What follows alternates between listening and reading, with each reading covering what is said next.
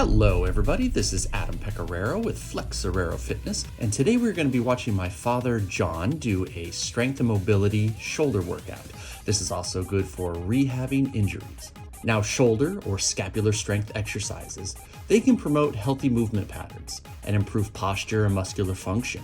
Doing these exercises on a regular basis can help to treat and prevent injuries and allow you to move with greater ease and strength. The reality is they make arm movements easier, whether you're throwing a baseball or passing food across the table, doing home or yard work, or lifting a heavy suitcase. Regarding fitness-specific training, virtually every upper body exercise involves your shoulder muscles to some extent.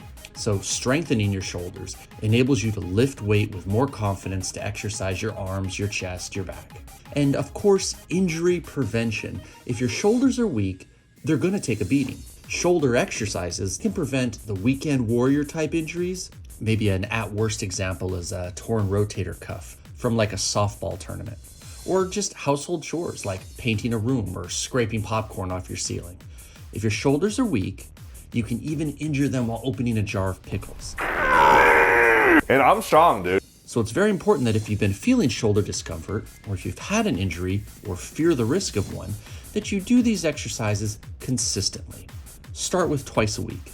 Now, the very first exercise that Dad has taken us through is a lateral shoulder raise. This is for the side or lateral head of the shoulder. Now, if you're rehabbing your shoulders from an injury or you're new to exercise, it's very important that you use light weight. And we are looking to do anywhere from 12 to 15 reps in about 45 seconds to 1 minute. We recommend a 30-second recovery interval before moving on to the next exercise. Now, exercise number 2 is an alternating shoulder press. You notice that the shoulder press has the weight starting in a vertical position and then rotating to a horizontal position. There's a little lean away to help with alignment, and we try to keep our arm close to our ear. This right here is probably the hardest exercise for most people when they're new. Try to squeeze your glutes and pull your stomach in and keep everything braced so that you can support your back and maintain your balance.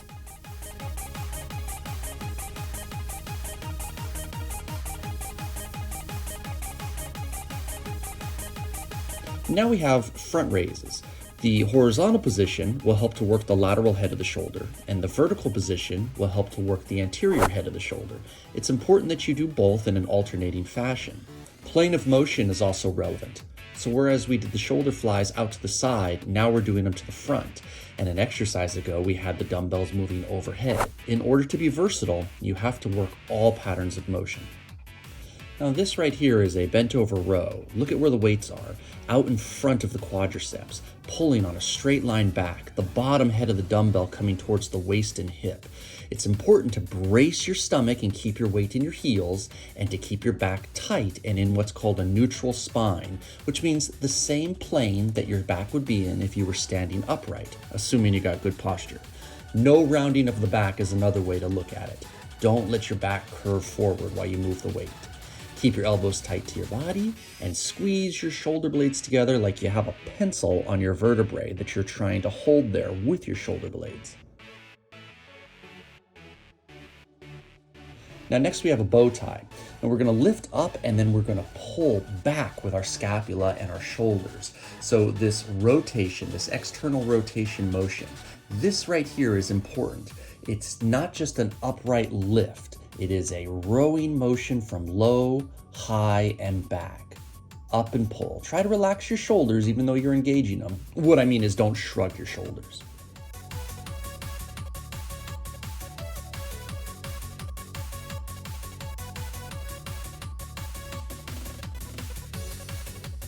Now you can shrug your shoulders all you want. So keeping the weight down in what we would call a suitcase position, the shoulders lift and lower, always with control.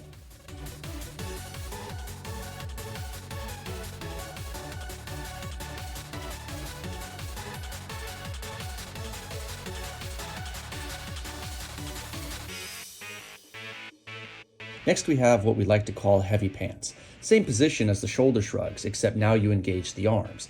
When my father is working his arms, notice that there is minimal shrug to the shoulders, only what is necessary, and the elbows point backwards.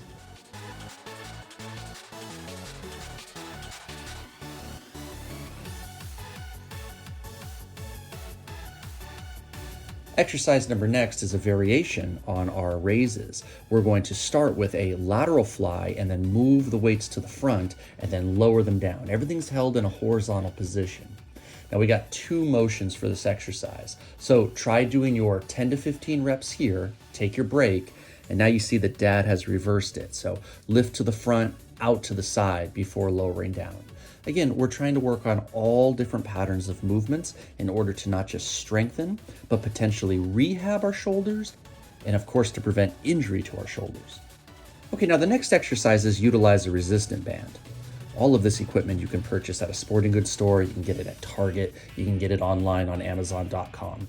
Now Dad's using a reasonably weighted resistance band, not the heaviest one we have. Because again, he's trying to lead by example and demonstrate not just for strength, but also for rehab purposes. And if you do have a shoulder injury, you need to move with lightweight. If you don't have weights, use cans of soup.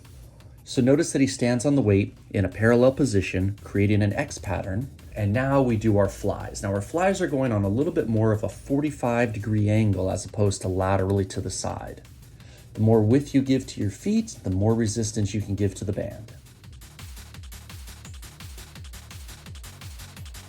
Be careful when you step off your bands. Release the tension so it doesn't snap.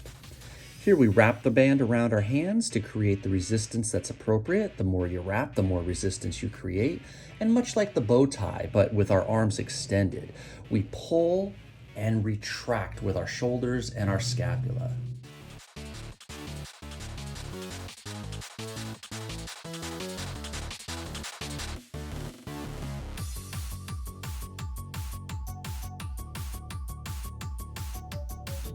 Now, exercise number next, we create the tension with our arms straight and more or less a V motion to the front. And lift and retract back, trying to get your arms right next to your ears. Keep your stomach tight, keep your back tight. You don't want any excessive back arch. Now again in a parallel posture, but with a supinated grip, slight bend to the elbows and lifting on a 30 to 45 degree angle in front of our body. We get some nice anterior deltoid work with a little bit of bicep recruitment. Now remember, your shoulders are going to burn, and they're supposed to. You got to break down the muscle and get it to grow back stronger. And it's important to listen to your body. If you need a longer break, take it. And if a particular exercise is just not working out for you, especially if this is for recovery of injury, then let's not do it, and you should contact your healthcare provider or a physical therapist specialist in order to get their insight as to whether the exercise is appropriate for you or not. Above all, suck it up, buttercup. No whining. Let's get out there and let's get after our fitness goals.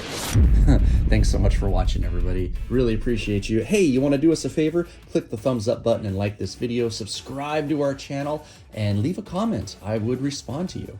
I hope you have a great rest of your day, and I'll see you next time.